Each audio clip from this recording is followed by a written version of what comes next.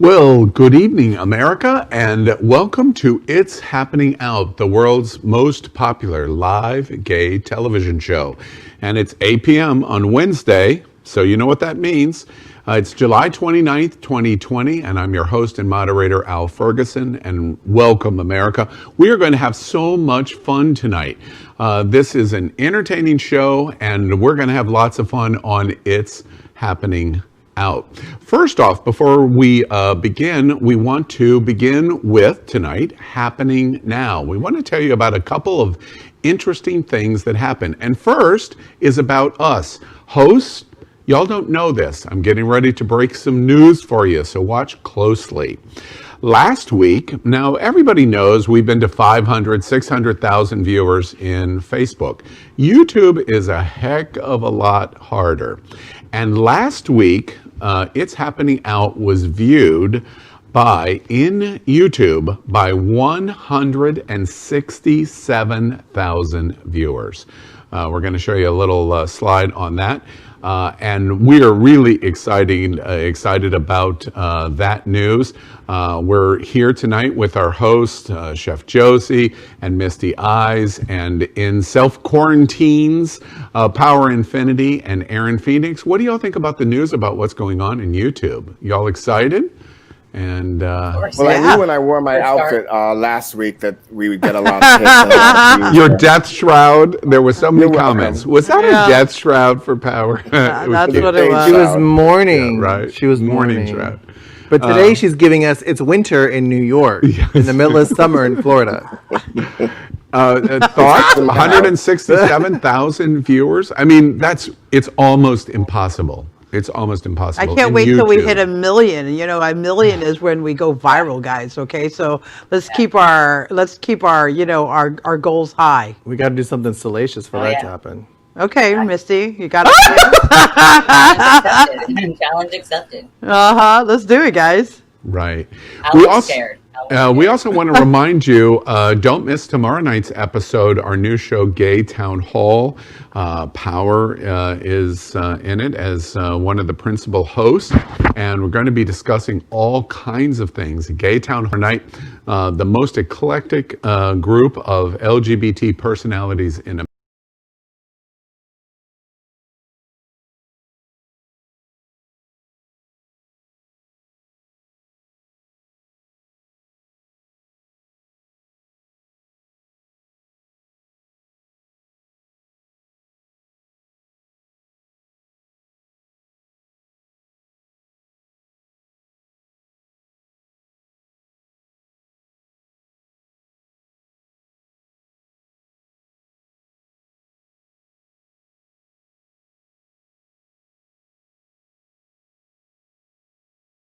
Amazing.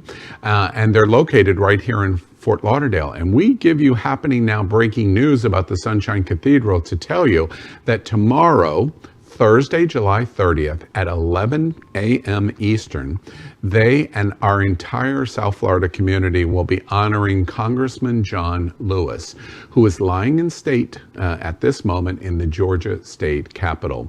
There's going to be a bell service ringing bells for 80 seconds, and it will happen in the Grant Lynn Ford Prayer Garden here at Sunshine Cathedral in Fort Lauderdale and all across America to honor Representative Lewis.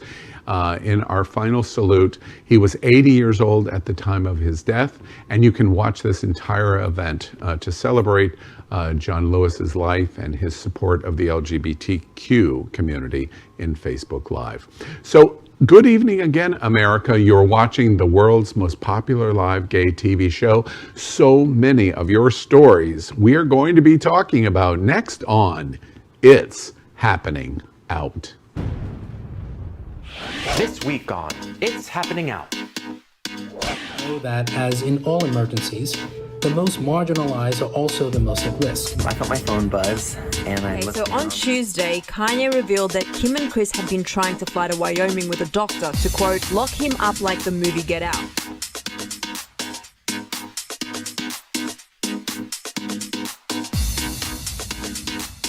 Our new game, Saved by the Bell.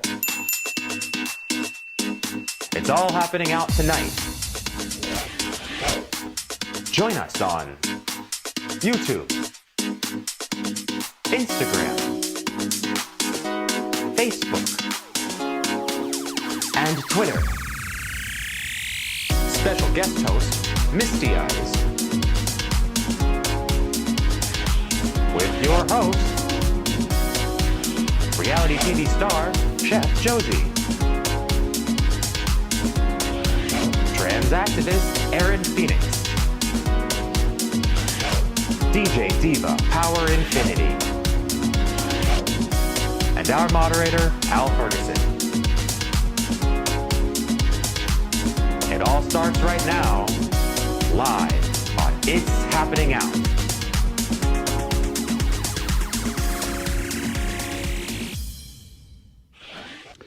Well, welcome to It's Happening Out. We are live. This is an unscripted show. Anything that comes out of this collection of personalities' mouth is live and can't be taken back. Anything can happen. And as I told you, this is the most popular live gay TV show in the world. And one of the reasons it is, we're so excited about the 167,000 number last week in YouTube alone, is because you like us in Facebook and you share us in YouTube and create a watch party. We encourage you to do that. And we've prepared this piece, an easy way to show you how to start a watch party. Watch this. When viewing our live show in your app, please click share. After clicking share, your screen should change and you can then click watch party. On the next screen, you can write to your viewing audience and then click start watch party. You've done it. Enjoy your party. All right, so we've got our housekeeping out of the way. Let's dive into this entertainment pool. Let's have some fun. Let's begin with our meme of the week. We always start our It's Happening Out show each Wednesday night with our meme of the week. And this week is no exception, and we're going to talk about it. I believe we're going to put up an image, which I have not seen. It's called When Your Pets Are Your Best Friends in Pandemic. Aww.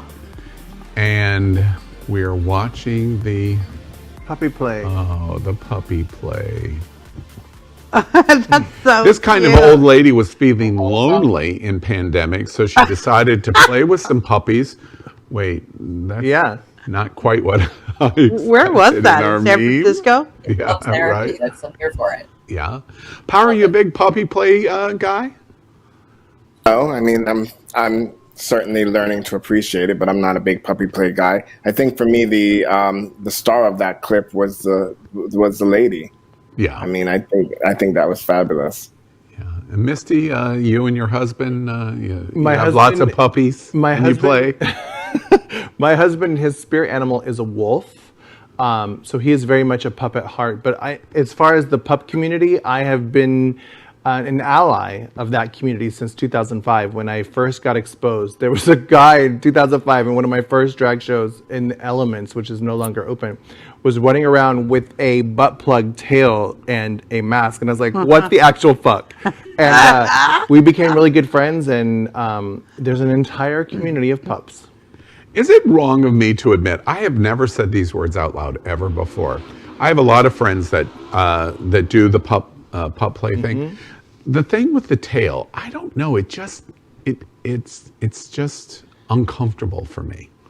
Is that strange? I don't know why, but it is the Like uncomfortable to don't Are you wear a cop? one? Or like, Like, I've a little clearly personal never done it. information. I don't know. Just when I get around it, I don't know. Clearly. All right. Well, as I go through therapy in the coming weeks, every Wednesday night at 8, we'll continue to explore my therapeutic news and needs. And Dr. Infinity, I'm sure, is really going to be helpful and supportive of me. Just remain lubricated. All right, let's move on. Let's play our yes or no game. And of course, America, you know what we're talking about. We're talking about I'd Swallow That. I really like it because just as Power just read me viciously, it gives me the opportunity to drink, and that makes him much more tolerable to me. So let's play I'd Swallow That. Our hosts are going to be asked 4 questions. If they agree, they take a shot. If they disagree, they don't take the shot. And as always, we've been playing this. Oh, by the way, speaking of how long we've been playing this, I forget if it's August 19th or 26th. Did y'all know August 26th is going to be our 100th episode of It's Happening Out? Wow.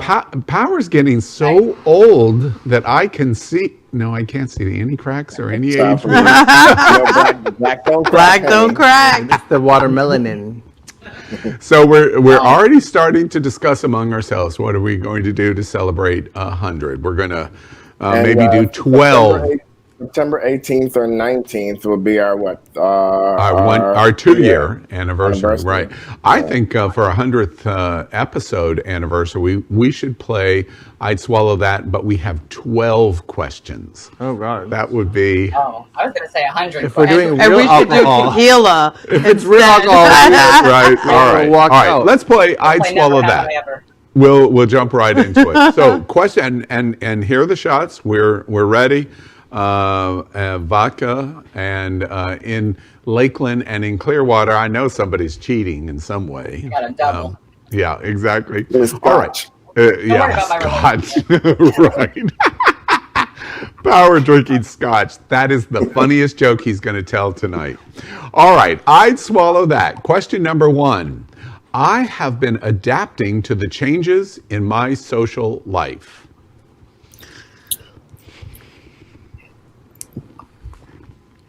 All right, everybody took that shot. Anybody want to specifically say what change they've adapted to? I have been easily adapting to the change in my social life. Yeah. Easily. It's like, just like Aaron, it ain't no thing over here, honey. Yeah. I mean, it ain't no thing. I'm isolated. I'm here with my husband. Whoever I want to see or talk to, I can do that on the phone or through social media. And I'm good. Power, I'm curious if this, and really for both of you, both Power and Aaron, if this lasted another year, no problem for y'all? Except for the fact that I would like to spin again and perform again live, except for the fact that I would like to get back out there and work again. But as far as being to myself and to my with my husband and our fur babies and our private walks along the lake, no, I'm good. Yeah, that's really. Aaron, could you do this another year? No, I can't say the same. As much as as great as it has been for me, especially to not kind of have the pressures of the things that I deal with and trying to be a functioning person in society sometimes. That relief of stress has been nice, but no, I absolutely do not believe I could do this for another year. And I'm sure I'll talk about that a little more as we go on. But Are there any other comments about social life change? I mean, I'm a people person, and that's probably why I also another factor in why I decided to run for mayor in the middle of a crisis.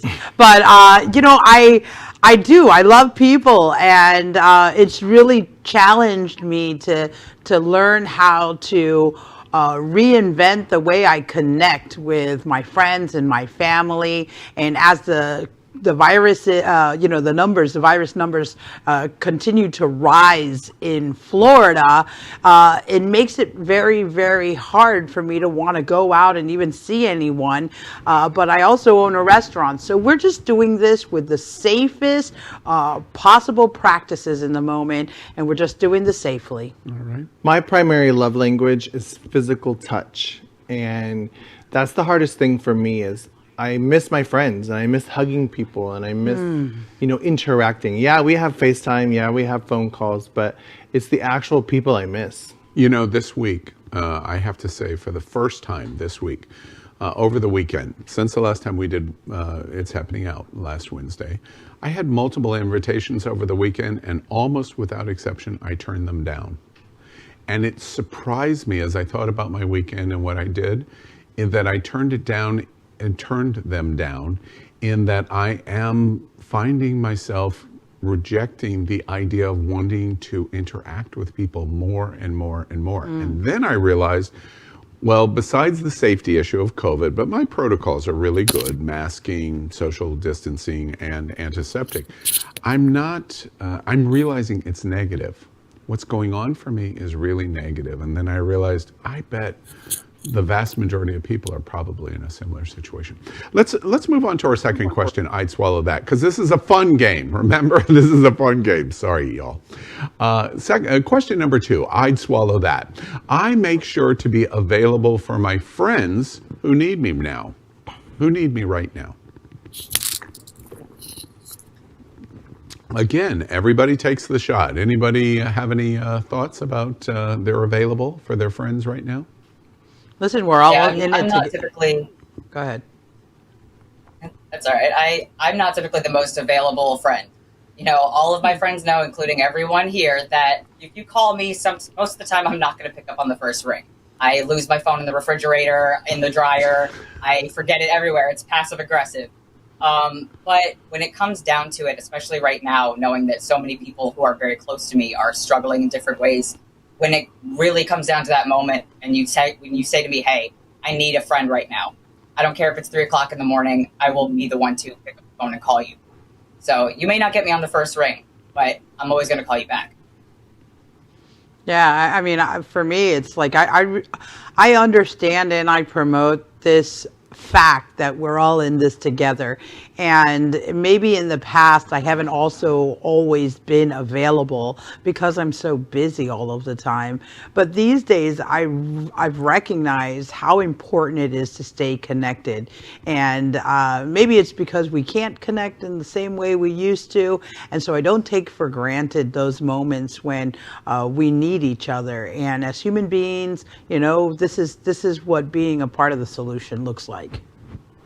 Any other thoughts? Well, one thing about me, I don't play when it comes to my friendships. And it's not just I make sure to be available for my friends who need me right now, but that's how I always am and always have been, because I don't call a lot of people friends. To me, that's a very high bar. And so the few that I do call friends, my friendship circle is few but genuine. And so, yes, I will always be there, not just in a pandemic. And it shouldn't take a pandemic for you to be there for people that you call friends and for people that you say you love. Power, I'm curious, would it surprise you if I made the observation that I bet a lot of people do not, that they do not see that connection, that there's a disconnect there. They read you in Facebook, they read your social media, and then they wouldn't necessarily recognize the ferocity that you have with your friends. They wouldn't make that connection. Can you see the possibility of the contradiction that people might have just heard about you? No, I can't, because you cannot, because we don't call, okay, once again, a very high bar for who I call friends. Facebook audience is not friends. Just because they're called Facebook friends doesn't mean they're actually friends. So the few people in my life that are my friends, you don't see me arguing with them, reading them, going back and forth with them. You do see me doing things for them, throwing them fundraisers, sitting by their bedside when they have cancer, when they are on their deathbed like I have, giving them their last wish, throwing them a party, which is their last wish before they exit this world. Those are the things I do for people that are my friends. And those things you won't see on Facebook. Interesting. Any other thoughts before we move on? I've seen it. I'm the last one. I have definitely 100%, like Aaron, been crazy busy with work and school and a husband and whatever, but 1000% I am there for my friends and I am there for my clients. You know, I've let all of them know, like, if I don't answer when you call me, I might be on the air, I might be on a phone call, I might be in a training, but I will get back to you. And we're all going through something right now, and that's one thing our humanity has to keep us together. Let's move on to question number 3. Question number 3 says, I'd swallow that. TV in pandemic cheers me up. I'm going to say yes.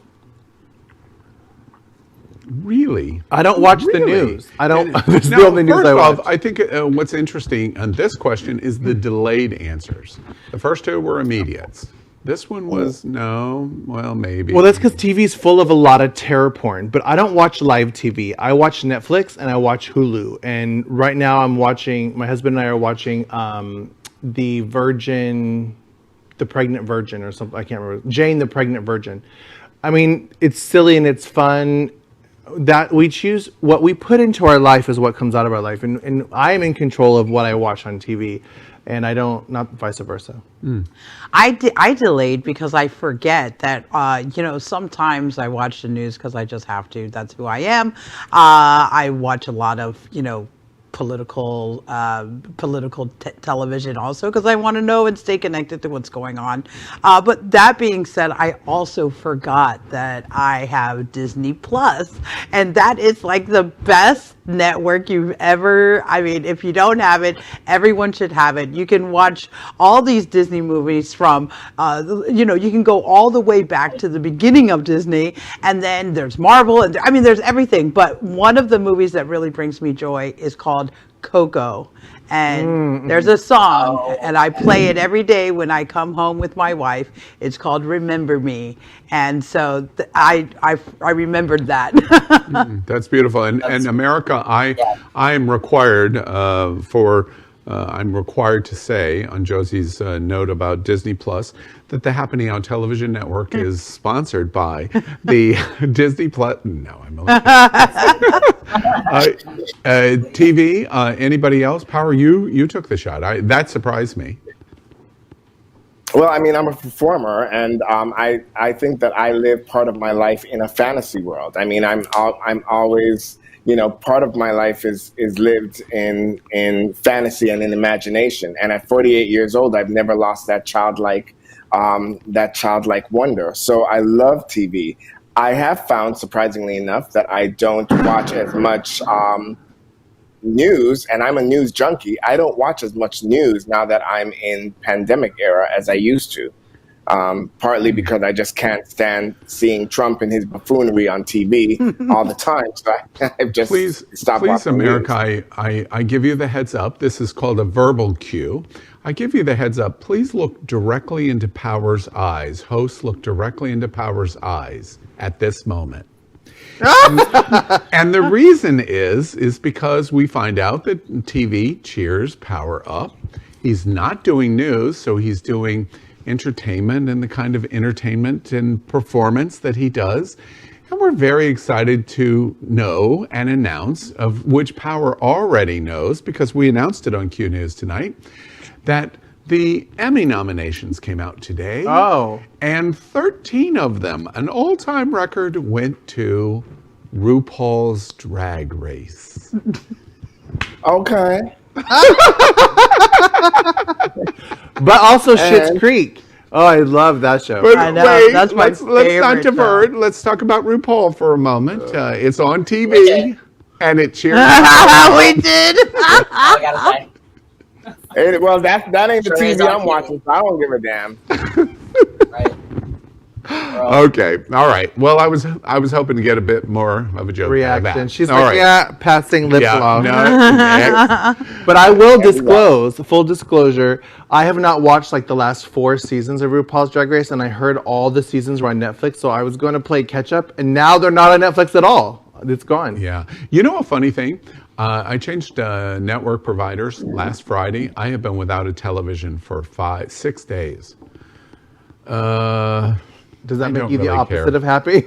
No, honestly, I really don't care. The only thing there's only a couple of things that I get out of a television, and I missed those. But in general, I don't care. Doesn't You read? Porn. yeah, and a lot in the internet, and a lot of RuPaul, a whole lot of RuPaul. I'd swallow that. Question number 4. Speaking of TV, today is St. Olaf's Day. Cheers. Go Norway. There was no question in that, but hey. You could talk a lot of things. Rose, Norwegians, Golden Girls. Minnesota. That's the whole list. That's the entire. And Olaf the snowman from Frozen. Oh, okay. Well, there we get her. Anybody excited about St. Olaf's Day? I'm not excited about it. Good for Okay. them. All right. Well, So. another excuse to drink, so yeah, that's exciting. Yeah. Cheers. Okay. All right. Very good. All right. Well, that is our game. I'd swallow that. Apparently, we're going to be working on improving that on next Wednesday. Next Wednesdays, it's happening out. Let's move on. And we in the LGBTQ community love to follow celebrities and Hollywood news. Did I mention that RuPaul got 13 nominations for the Emmys today? So we can kick us a sponsorship or a shout out or something on our next. So Al is super Are you happy still about getting it. kickbacks? What's going on here, man? Now I'm starting to get suspicious. a little suspicious. Yeah, seriously. Roger Stone here. So we now move on to our celebrity hot topics.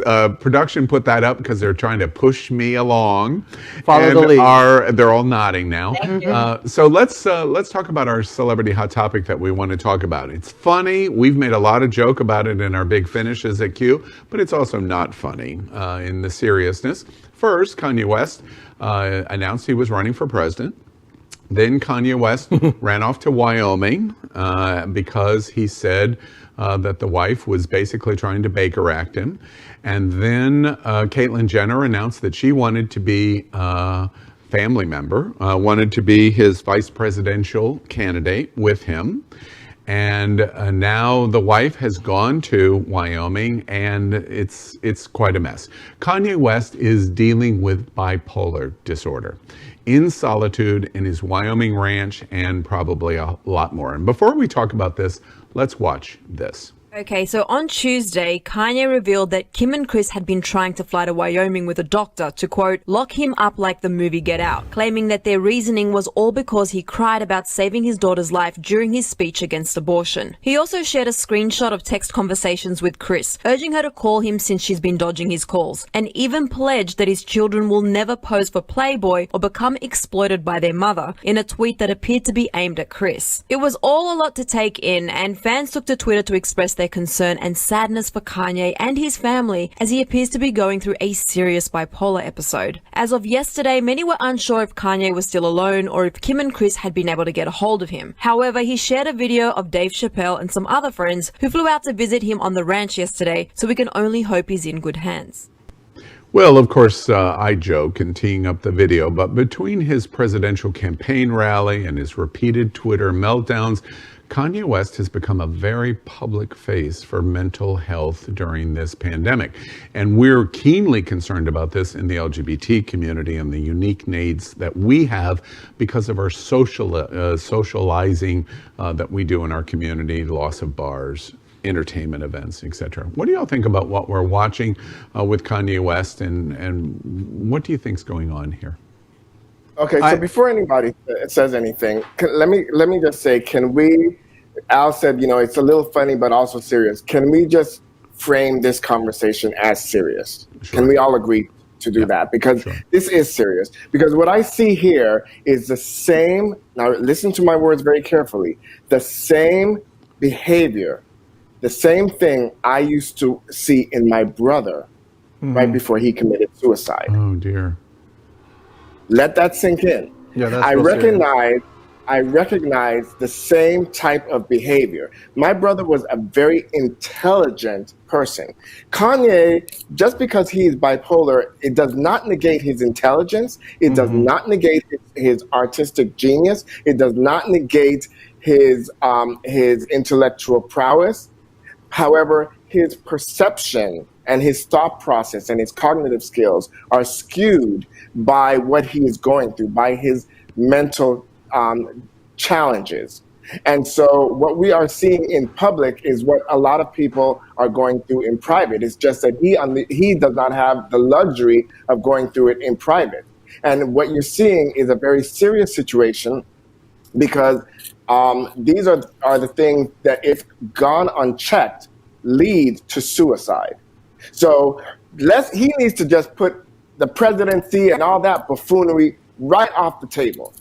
It's not even an option for him or America. He cannot be anybody's president. What he needs to do is, instead of trying to focus on his ridiculousness of saying he wants to run, he needs to truly focus on himself. And I'm glad to see that some of his friends surrounded him and that they're there for him, but I'm hoping that he gets professional Power, let me ask you a question, because we went through the situation with your brother's suicide. You were beautifully eloquent in in how you felt about it and the results. Kanye West is a billionaire, and going through this, and I'm sitting here wondering why the billionaire can't seem to get the right kind of help. I'm assuming your brother and your family were not billionaires, so at a different perspective seat than Kanye West, what can happen? What can be done from your experience in your family of watching this and hearing this? Yeah, I heard you loud and clear, but what can people do, whether you're around the billionaire or whether you're around somebody like your brother? What can people do to help positively contribute some alternative or change? Well, I mean, in the case of my brother and probably Kanye's case, the fact that he's a billionaire really means nothing. You can have all the money in the world, but if you do not recognize that you need that help, you are destined for failure and you're destined for death, period, point blank.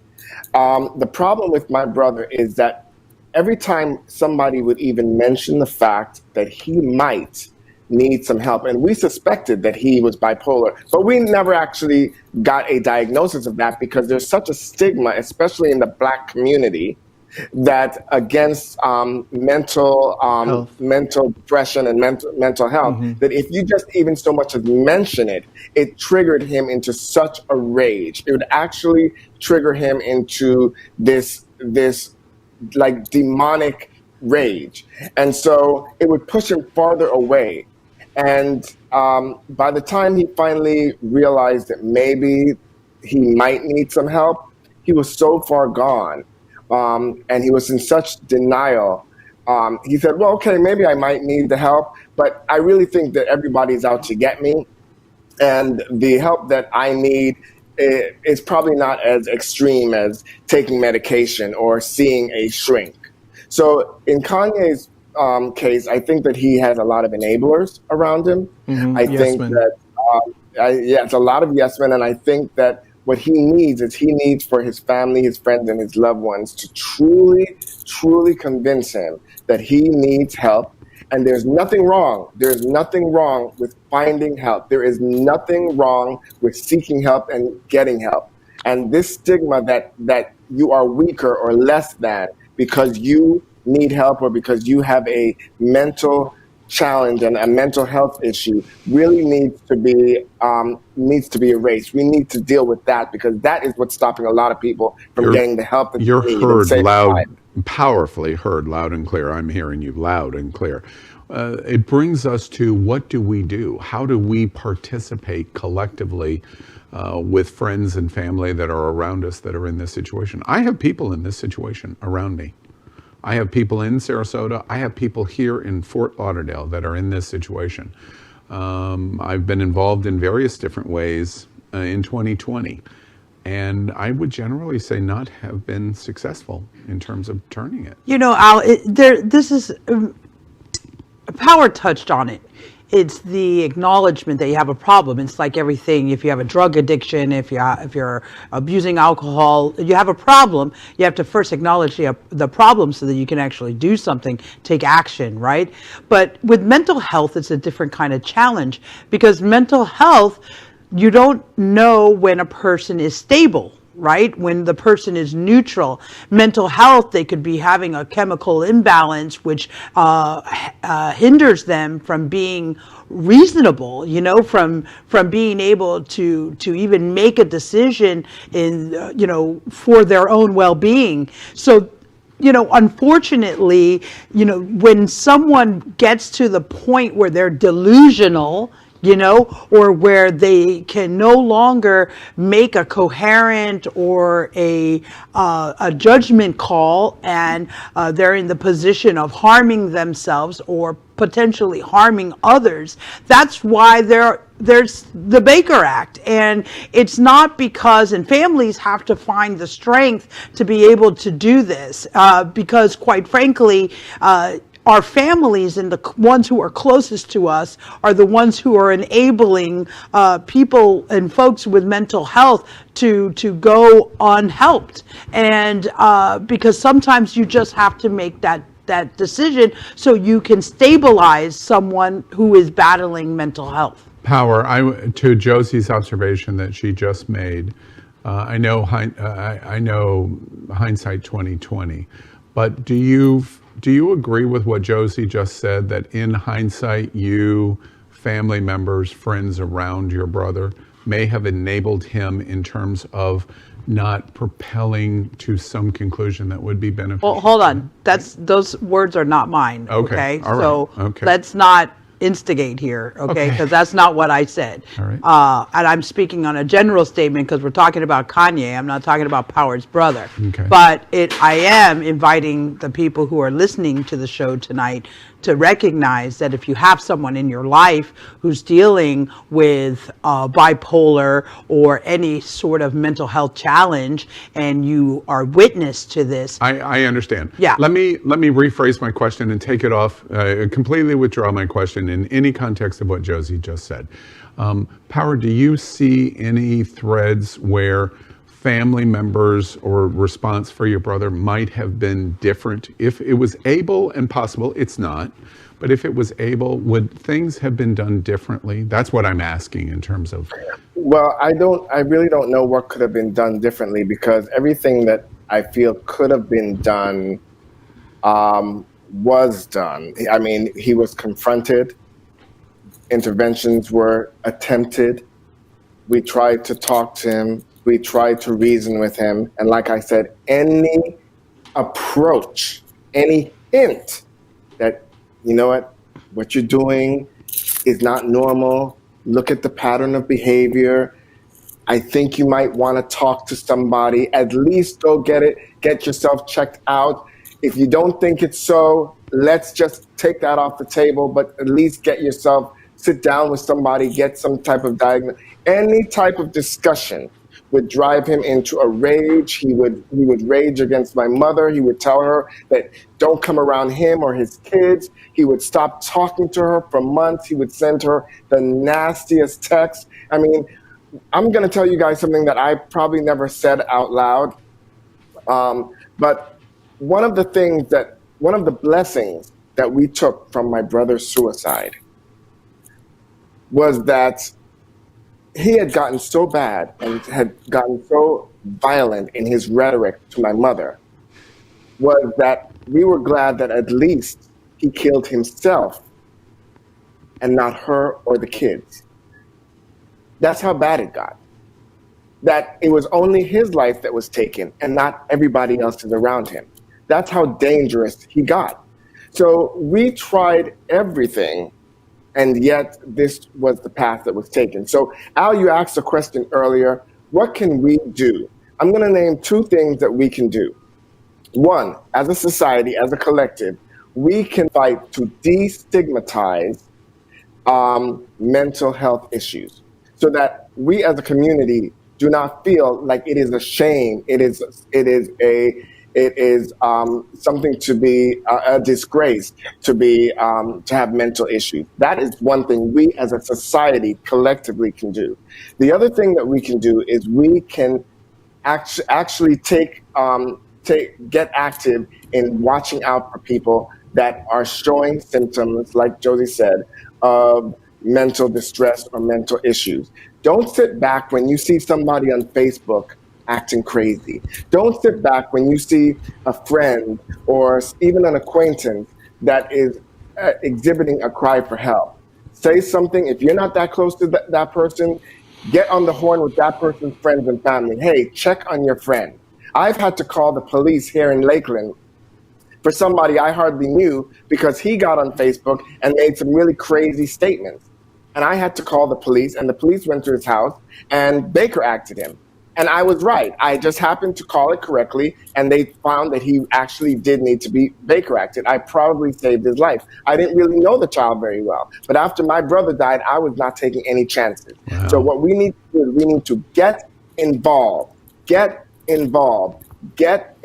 because even your nosiness might save somebody's life. You know, that is a powerful soundbite, because before this conversation, I would imagine that the vast majority of ears that would hear about mental health issues related in the LGBT community would be withdraw. Do not impose yourself in any way. Your observation is exactly 100% opposite of that. We don't, unfortunately, have much more time, but any other observations that anybody wants to make? I think she shut it down. Like, Power said everything that needed to be said. I mean, this is a very, very sad story. And the only thing I was going to initially add was the big difference between Kanye and Power's brother is that he's rich and he is surrounded by yes men and people that are kissing his ass. And when he's like, I'm not crazy, they're like, no, you're not crazy. You're not crazy. No, I'm not. And they're like, they just want to be near him and they don't care. And they're not. And they're enabling him, exactly what you said. And that's the scary thing. And plus, when you become famous and power, you think you're powerful and you think that you are immune to tragedy and heartache and things like that. And that would be my fear. In the beginning, my first thought was I would love a transgender vice president, but not her. She's Republican. And also, I heard in his rally in North Carolina that he wanted to give $1 million to all the baby mamas and that had babies. It's a clear sign of mental health, and I do hope that he gets help. And Aaron, you wanted to say? So, I'd love to chime in as someone who lives with a mental illness. I have complex PTSD, which is something that affects every single moment of my life. And what Power is referring to, you know, that fit of rage that people can fly into is called a trigger.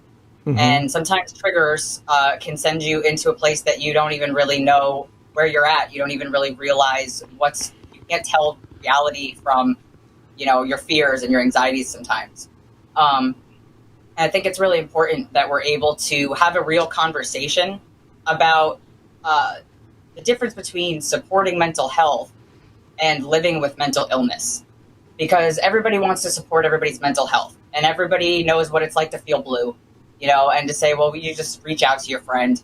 But when you have a friend who lives with a mental illness, and especially one that can send you, like PTSD does with me, can send you into episodes where you do not even know who people are, who you are, where you are. That's the part where people get uncomfortable. And they start to back away and they start to distance themselves from people like that, from people like myself, especially when we push them away because we have been told our whole lives that it's weird, it's crazy, it's uncomfortable, you're making people feel weird. Don't bring that up. Don't talk about that. We're told that we are going to upset the people around us. And the biggest challenge of having PTSD is spending all day, every day, trying to make sure no one notices that you have it. And that is why people end up in these dark places where they feel there's no way out. And, you know, this ties into what we were talking about before with COVID and quarantine and being in isolation and being alone. And as much as we talk about safety, it is not safer for some of us in our own homes and in our own heads than it is out in the world where COVID lives. It's not. And I can tell you undoubtedly and straightforwardly that if it wasn't for the harm reduction practices that I have tried to start to use so that I can, you know, open up my life more to my close friends and be able to find a happy medium here, I would not have made it through the end of this month. There's just no way.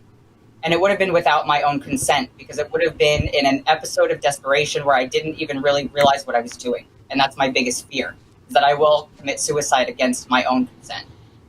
And the only way that we start to unpack that and bring people back up out of that darkness is to be able to face these uncomfortable conversations head on and not just say, oh, you know, self-care, take a bubble bath, but really say, what does it look like when someone's having a mental break? Mm-hmm. And how do we face that without being scared, without thinking, oh, they're going to hurt me, without, in most situations, if at all avoidable, without calling the police. Because people with mental health are killed by police more than any other group. And that because you can be Black and have mental illness. You can be Latino, trans, whatever, and have mental illness. So people with mental illnesses, it compounds on top of whatever other marginalization they're experiencing. And that is how, and because we have people we call people who are not trained for that sort of thing, they end up, because of the stigmas of, oh, they might hurt themselves or others, they end up killed. And we've got to find other ways, from systemic ways of addressing the infrastructure of how we deal with mental illness in our communities and how we get people to safety and to the help that they deserve, as well as in a micro way, in a one-on-one way with our friends, with our family members, with those people, those acquaintances that are kind of weird and kind of shy or kind of crazy. There might be something that you can break through to that person if only you break down the wall of being afraid of them. You know, I've discussed Kanye in Queer News Tonight, principally in The Big Finish, 4 or 5 times in the last month. When we first talked about Kanye West, I focused on the joke. Clearly understood in the start. We finished this segment not on the joke. It's interesting to me of what I learned tonight in listening to this conversation. Quite significant. America, LGBT America, we remind you, unfortunately, we've got to move on out of this conversation. But we've reported at Queer News Tonight, a full 40% of the LGBT community has felt mentally stressed in COVID-19 in 2020, to significant degrees. More than half of LGBT youth in the United States in 2020 has thought about and seriously pursued the planning of suicide.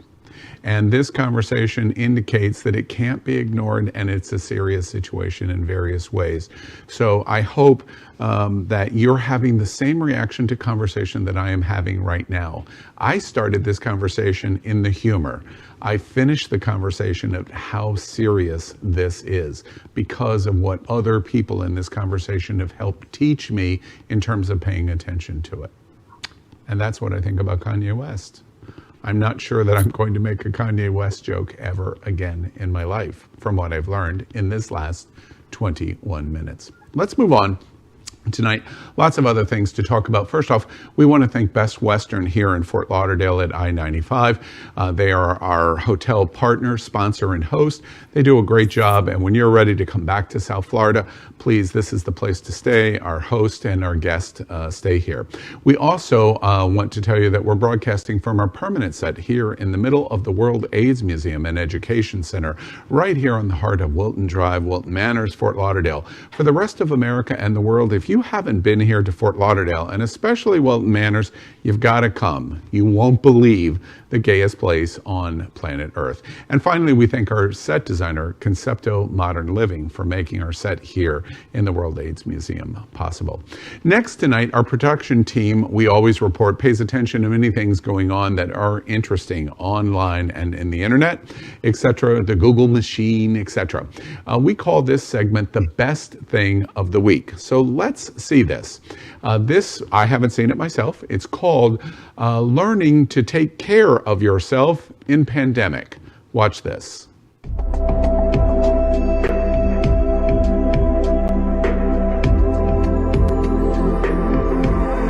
Hello, I'm Thad Moningstow. Welcome to Day 30 of our advanced level yoga tutorial.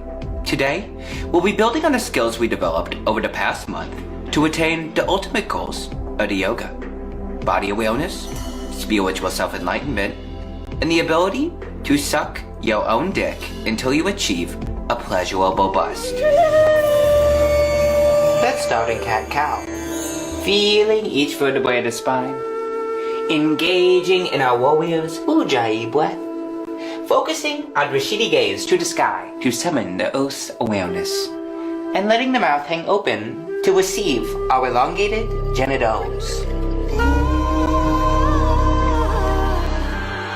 Now we'll be moving into Halasana, or plow pose, named for the act of plowing one's own oral cavity with one's own pulsating gunk. Step 1. Lie on your back, drawing your knees to your chest. Step 2. Lift your legs into the air. Step 3. Shimmy your pants up to your ankles. Don't forget the warrior's breath. Step 4. Summon an arousing image in your third eye. I'll be conjuring the memory of the sensual smell of wet clay. ask an assistant for help. This should be someone you trust. A friend? A coworker, perhaps? I'll be using my actual brother-in-law, Dyson. Step 6. Ask your Dyson to push your legs down so that you may insert your engorged member into your wet mouth. A little more. Dyson? A little more. In addition to being my brother-in-law, Dyson is a sophomore at Western who is receiving course credit for this. Dyson, a little more. Dyson, a little more.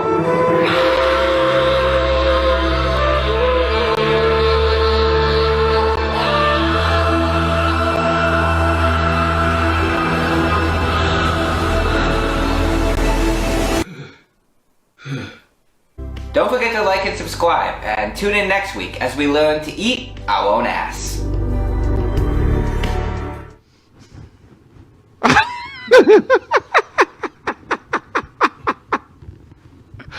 I didn't think I can't wait. Like halfway through. I became aware like halfway through that y'all could probably still see my face, even though I couldn't see yours. The funniest thing was production was watching Aaron and Power as the best thing of the week was going on. And Aaron, you really won the award. What'd y'all think? Best thing of the week? Has anybody seen Short Bus, the movie Short Bus? Of course, because yes. the beginning of that movie, I knew you had, Josie. The beginning of that movie presented that in a far more sensual way. I was not ready for whatever horrifying thing I just watched. I was confused. I'm like, is this a joke or is this real? Like, Al laughed himself to tears. Like, I thought it was stupid. I didn't get it. What'd you think, Power? Well, he needed Dyson to do what I could do by myself. So. Come on, autofellatio. See, it was totally not sexual to me because all I heard. That's a good joke, Aaron. Right? It was totally non-sexual to me because when he was speaking, all I could think of was Barbara Walters. How? All right, the accent, the lisp. The Barbara Walters doesn't talk like that. And was he faking a lisp? Like, was he making fun of people? I don't think this was that funny. I'm sorry. Misty clearly did not think this was funny at all. Okay. I'm with Misty. I wasn't really engaged. Some people really talk like that and they can't help it. I got to get it. The wig right. was a cute color, but the lace front was horrible. And I'm like, why? It's going nowhere on Rotten Tomatoes. Go Comedy Central. Awesome. Yeah. Whatever. I didn't like it. Okay. Didn't get our vote. That's it. All right. Well, I thought it was brilliant. Let's move to our segment, What's on Your Mind? Each host is going to tell us in 30 seconds, and please do your best for 30 seconds, of what's important to you this week. Aaron, let's begin with you. What's on your mind this week? And I'm going to raise my hand to let you know when we're at 30. All right. I was afraid you were going to say, let's begin with Aaron. I think I really kind of talked about everything that's been on my mind in the last segment, in all seriousness, because I was very serious when I said that I don't think I would have made it through the end of this month if it wasn't for the very close friends in my life who came together and made a plan for what kind of harm reduction practices we could use to support each other. Because when I reached out to people close to me, physically, distance-wise, and in my life, what I found was that they were all dealing with something like it in their own way as well. And we were all kind of keeping it from each other, because we don't want to be burdens, or we don't want to seem like we're weak, or we all want to seem like we're the ones who are holding it all together. And when we started to talk about what are some ways we can work around this, because we're in this pandemic, guys, we're in this. We missed our window of opportunity to everybody stay inside and it'll go away. That's not happening now. We are in this for, I'm going to call it, at least the next few years. And just like when HIV came through our community, there are ways that we can try to slow it down. There are ways we can be reckless and speed it up, but it's coming through the community. And as horrifying of a reality as that is that we found ourselves in, we have to find ways, just like the gay community had to do in the 80s, we have to find ways to live alongside this virus and to work around it and to support our own mental health and deal with our own mental illnesses, especially if we told everybody when HIV came around that stay in your house and don't ever touch a human being was the only option, we would just continue to see wave after wave after wave after wave of infections. And that's exactly what happened. It wasn't until we started to get real about this thing is with us and a cure may not ever be coming. So while the doctors and scientists try to find a cure, we have to find ways to support our community and to live and to thrive alongside the tragedy and the realities of what we're dealing with. And that it starts in a lot of different ways, but it starts with ourselves and being honest about that. Aaron, obviously, I broke the rules there dramatically, but if please, everyone, indulge me a moment, because Aaron, you've mentioned this now twice, and I feel like I have an obligation to pursue this conversation of what you've seriously thought about this month. Given the exact moment of what you've told us now, you've rang a bell twice in terms of your process. First, is there something that we should be doing right now? You're our friend. Is there something coming out of our previous conversation, is there something that we should be doing specifically for you right now that you would say, hey, wait, this is an exact moment that we were talking about that we should be pursuing? Yeah, there absolutely is. And I am really, it washes over me, to use your words, Al, that you all are doing it right now. And that thing is to listen. And I know that sounds like a very cliche, easy thing to say, but there's two sides to that coin. In order for y'all to listen, which is something I know you've been trying to do, I know you all have reached out to me and tried to say, I'm here for you. The other side of that is I have to be able to look myself in the mirror and be honest and say, I need help and I need my friends and I need someone to listen. And I need to let myself know that people want to be there for you and people want to help. And they cannot do that if we cannot have these conversations and talk about it. Sometimes you have to cry for help. And I hope that me talking about this will convince other people in my situation to do exactly that. And I hope that people watching will follow y'all's lead in doing exactly what I need you to do in this moment and in any moment that I've ever reached out to any of you, which is just listen. Sometimes you don't need someone to say, here's how you can fix it, or here's how to make you feel better, or sometimes you don't have the words to just make someone not depressed anymore. You just need someone sometimes to listen to you and say, man, that sucks. And I'm sorry you're going through that. And that must hurt really bad. And I love you and I'm here for you and I'm going to be here and help you get through it any way I can. Sometimes that is all the healing in the world that you can possibly ask for from somebody. And that's what we need to do is don't try to fix people's problems, but just be willing to be there and say, I'm here with you in it. Aaron, you for me, you gave a dog whistle of cry for help. Is that what you're doing right now? Yeah, maybe it is. And that used to be something that was a very big stigma. And people say, oh, it's just a cry for help. You're not really suicidal, or you're just a cry for help. You just want attention. People are social beings and people sometimes need help from other people and need attention, whether that means, conversation or just listening or medical help or professional help.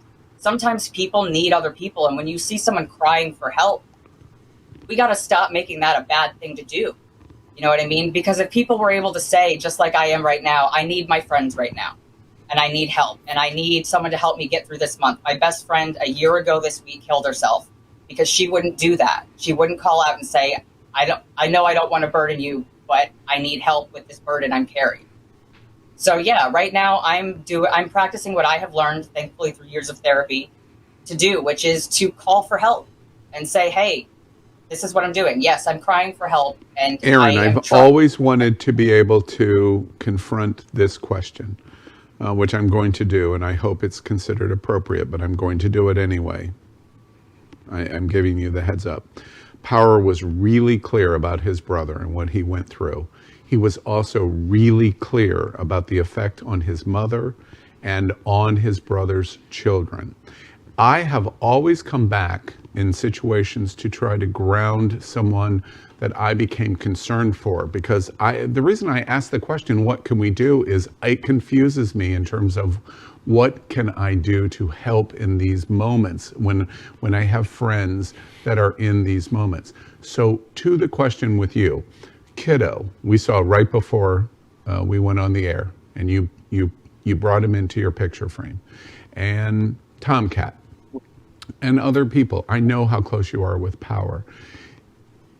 How does it wash over you when I say if you implemented what you have felt like you were going to implement this month, how Kiddo and Tomcat and Power and all of us really, but the closest people in your life would feel in terms of the black hole that was left if that happened? How does that wash over to you to try to deal, hearing we need to talk about it, but also to ground you that the loss becomes almost insurmountable? You can hear Power's voice all of this time later, not only for him, not only for his brother, but for his mother and his brother's children. It's a hole that never gets filled. How does that wash over you? It is. It does, and it has many times over the years. And that's partially because of friends like Power who have been there to pick up the phone when I was crying for help, to remind me of that. Because sometimes in our own darkness, we can lose sight of it. It's not because we don't care. It's not because we're selfish. It's because sometimes your brain gets so clouded that you just don't see things clearly. And someone described it to me one way that I thought was perfect, which is that you don't end the pain when you end your life. You pass it on to everyone around you and you distribute it around. And it's, and I don't say that to make anyone feel guilty or to make anyone feel like they shouldn't burden people, because the other side of that token is that sometimes when you're in a point of desperation, when you feel like you're going to commit suicide, it's like jumping out of a burning building. Is it smart to jump to your death? No, but you're in a burning building. What can you do? And sometimes in those, especially when mental illness kicks in and takes over your reasoning, it is what it is. And you do what you feel you are desperate to do. And sometimes that's a tragic situation. And so we have to be able to understand that and not guilt people. But at the same time, yes, we have to remind the people that we love how much it would leave a void and how much it would hurt the people around us, so that we, people with mental illness, can try to see through that fog and try to keep that in mind. And that's the rope that we hold on to. That's the rope that keeps me here. Aaron, my goodness, you're being heard so clearly. We're having the conversation that you're talking about. I've broken the rules here in this segment. Is there anything that we should be doing? You have 4 faces around you in this shot as we're looking at you very closely. First off, I want to say one of the things that is really interesting to me in this moment is you're exhibiting, and all of us are participating. Power, Josie, Misty, and Al are participating in saying this concern is real. It is not a joke. We joke about everything and everything, but this is not a joke. We recognize that we want to do the right thing, but frequently we don't know what it is. That's how we started with Power's conversation. He was brilliant in what he said in the mental health segment that we just did. So we're hearing you, and we hear you say, just to be able to talk about it and acknowledge this is real is helpful. That's understood now. And I just want to make sure it's clear. All of us understand that. Is there anything else that we should be doing at this moment? If we get to this moment, if Power got to this moment with his brother, if X or Y or all of us in this picture have had this moment, we all have had it. Is there something we should be doing right now for Aaron Phoenix? Yeah, the next thing that you need to do for me, and as well as for anybody that you find yourselves in these situations with, is more inward. You have to also be able to forgive yourselves, because at the end of the day, Power's brother, just like myself, we do have our own free will, and you cannot force an adult, you cannot force a human being to get help if they refuse. You can keep trying, you can keep pushing, you can refuse to walk away from them, refuse to be pushed away. If I don't answer my phone and I don't want to talk, or I stopped in the middle of a conversation because I got triggered, don't give up on me. Don't walk away and say, I'm tired of being this dude's friend. He never, he didn't call me back. Or I'm tired of Aaron always bailing out on me. Or don't give up on your friends who are in these situations, but also realize too that you can only do so much. And you can't save everybody. You can't. You have to be able to forgive yourself for that too, and continue to look out for yourself. Because if you take on that guilt and you take it on and you and do this codependent thing of I need to help people, I need to save people, then you might find yourself in your own situation of depression and despair. So forgive yourselves and realize that we all are our own people, but also be there. You know, don't be afraid of it. Don't be freaked out by it, and don't give up on us. Well said. Anybody want to add to this moment before we continue? Anything that? Okay. All right. Aaron, thank you. That's very brave, your share, to allow me to continue to delve in. Was very brave of you, and I personally appreciate it very much. We continue with What's on Your Mind. Power, let's move to you. Oh, we do? I thought we could just wrap it up right now, honey. That's all. We could just wrap it up right now as far as I'm concerned. But, honey, I'm gagmated. Well, switching gears a little bit. And Power, I want to add to you. I really do. I also feel an obligation. None of us, I know we said this to you before, but you, right after your brother's death, you were so amazingly honest, as you were tonight. That your honesty has brought about this conversation. I had absolutely no concept in sitting down and doing this show tonight that we were going to do this. None. Zero context. I mean, we play and joke about everything on the planet. So congratulations to you, because you help pull the curtain back a little to say, you know, this is how we need to be facing this. So. I don't know if congratulations are in order, honey, because I came to this point only because of a tragedy. I mean, had it not been for my personal experience, I might have started out the Kanye conversation with a joke. But, you know, obviously life has taught me it's not. But what's on my mind, I want to switch gears to politics. And this is why elections have consequences. Let's talk about Donald Trump's new nappy-head witch doctor, Stella Emanuel. Okay? This bitch done made a video that has gone viral. She's claimed that she has cured, quote-unquote, hundreds of coronavirus patients with hydroxychloroquine. She believes that gynecological problems are caused by people that have dreams about having sex with demons and witches. She believes in demon sperm, this, that, and the other thing. Oh my God. She believes that alien DNA is used in medical treatments. She believes that scientists are making a vaccine to stop people from being religious. She also believes that the U.S. government is partly run by lizard people. Now, that one I could also believe, because look who we got in charge. So I can kind of believe that. But, you know, when you have this type of quackpot up there being touted as the new go-to person, the new Dr. Fauci for Donald Trump, this is why we need to get that bitch out of there. And another thing, Mad Donna, last week I came on here and I said, you know, she was all right for what she did, her stand and all that in Russia. I gave her props, but now I got to read her. She's acting motherfucking crazy too. Okay, because she done propped this bitch up and said that she's her hero, and you know, her tweet got taken, Madonna's tweet got taken down for false information. You know, the world is looking at her like she's batshit crazy too. So, you know, you get credit where it's due, but bitch, you deserve the reading that you're getting, Mad Donna. It's not cute, girl.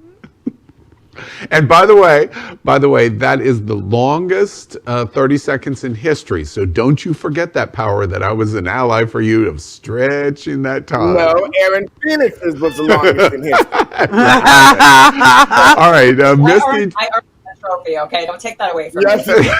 Right, exactly.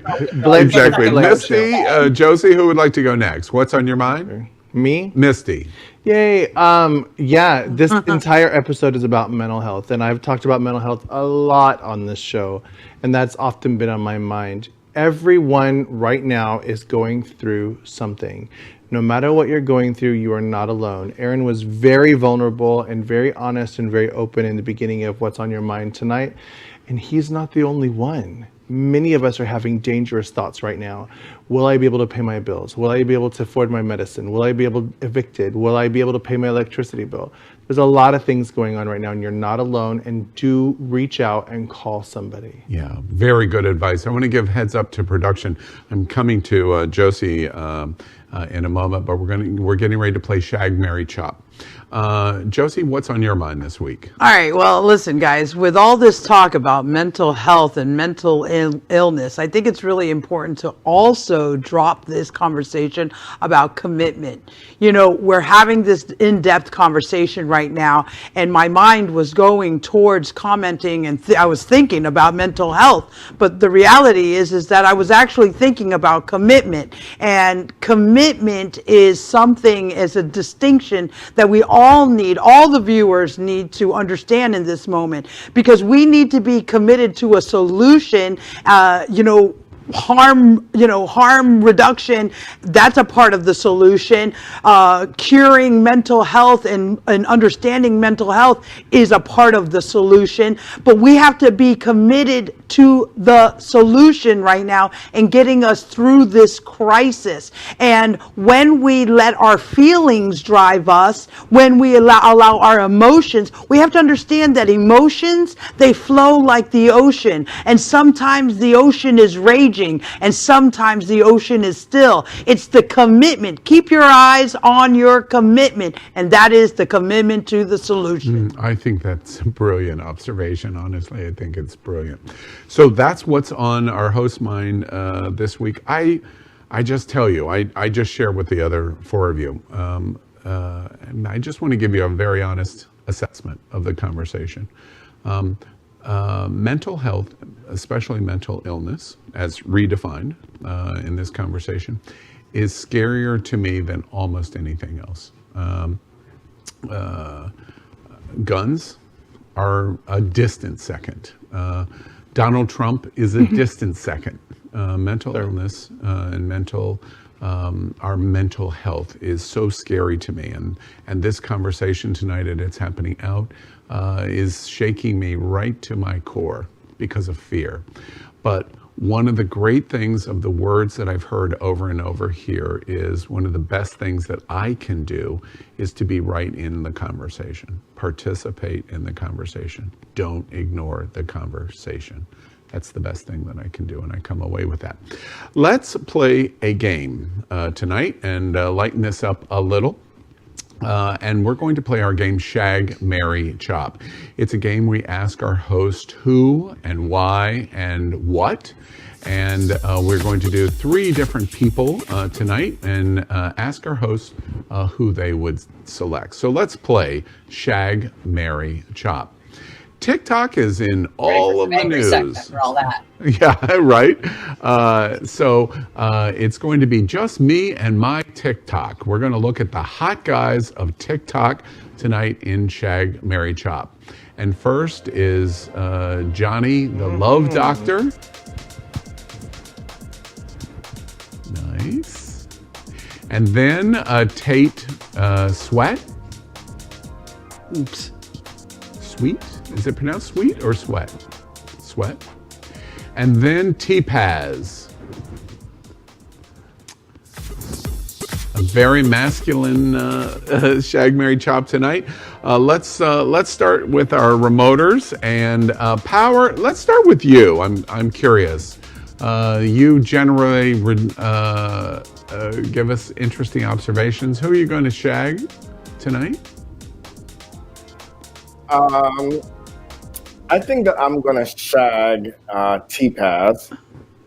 Yeah, because he's definitely hot. He looks shaggable.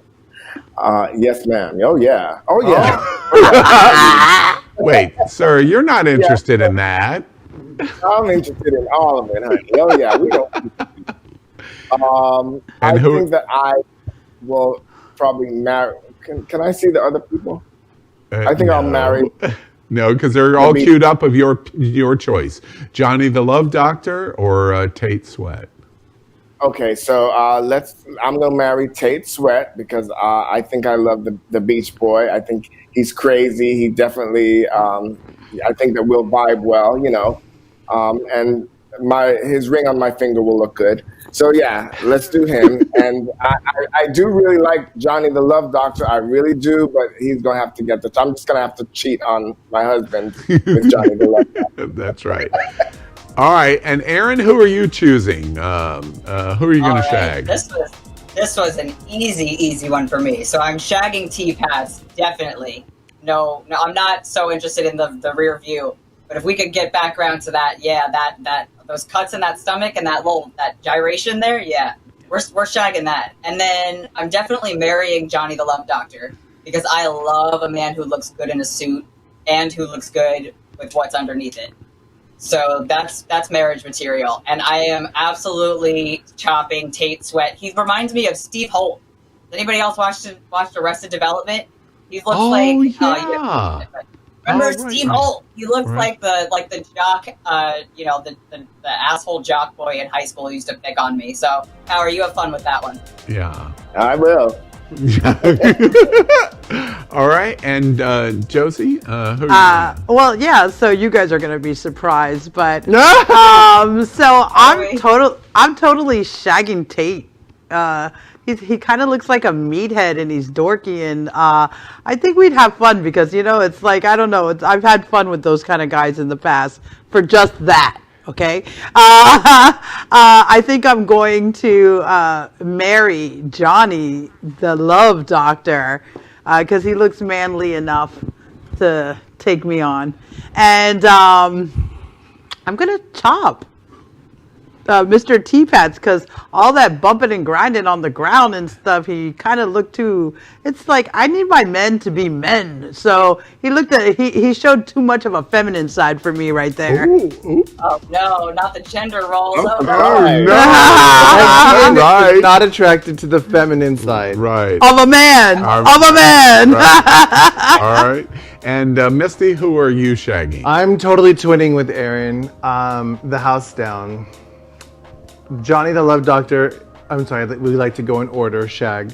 Shag is T-Paz. Although I am not a top at all, I could do without those bottom poses. Yeah, see, He's yummy to me.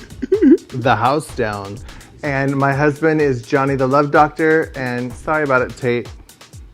Not into it. Misty doesn't like blonde hair guys. I know. You're right. That is true. I know Misty enough by now. If it's blonde, she ain't having it. Yeah, blonde. No. All right. Well, that's our game, Shag, Marry, Chop, and we play it every week. We hope you play along with us. Before we end the show tonight, we want to remind you that one of our show sponsors is Jets Pizza. And Jets delivers every Wednesday night. They're great Detroit-style pizza. See, I've been in training. I went to class for 4 hours to open a pizza box on television camera. And everyone here is getting ready. Oh, it smells good. It does smell good. We've been smelling it for 20 minutes. My goodness, it smells really, really good. And they have that thick Detroit style or great California cauliflower thin crust. So we thank Jets Pizza. Before we say goodnight tonight, we allow the host to wish you good night themselves. And let's start with Power. Power, you're up first. Well, good night, children. And if nothing else, this particular segment, this particular show, proves why this show is so important for engagement, for conversation, for learning. As it was emphasized, and let me emphasize again, we're in a situation where we're all in the same boat. So let's make sure to check on each other, love each other, and, pay attention to each other. And check me out tomorrow night at Gay Town Hall. Gay Town Hall. It's going to be great. And Aaron Phoenix.